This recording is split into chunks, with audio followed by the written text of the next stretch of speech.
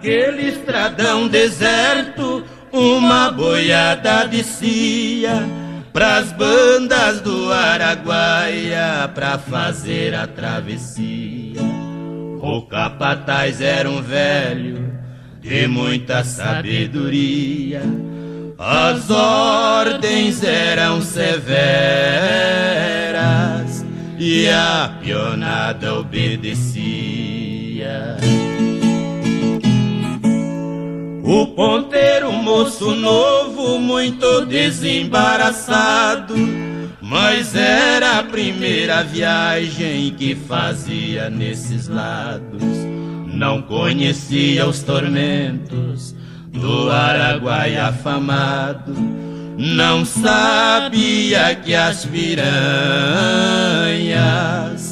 eram um perigo danado.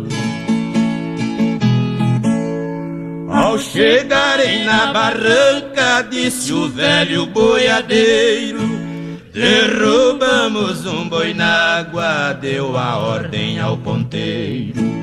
Enquanto as piranhas comem, temos que passar ligeiro. Toque logo este boi velho,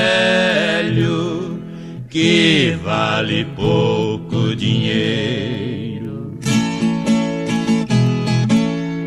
Era um boi de aspa grande, já ruído pelos anos.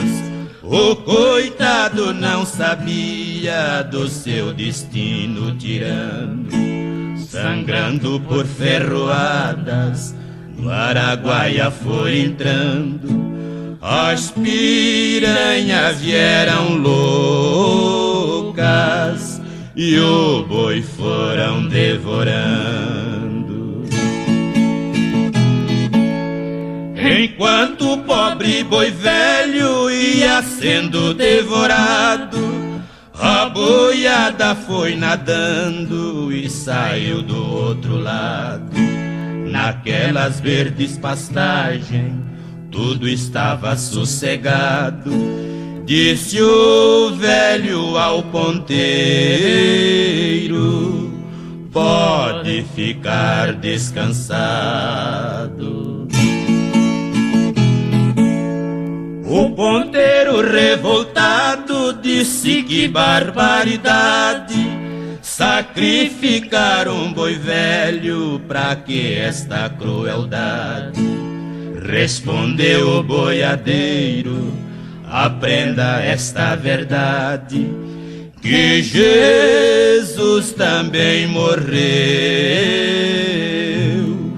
pra salvar a humanidade.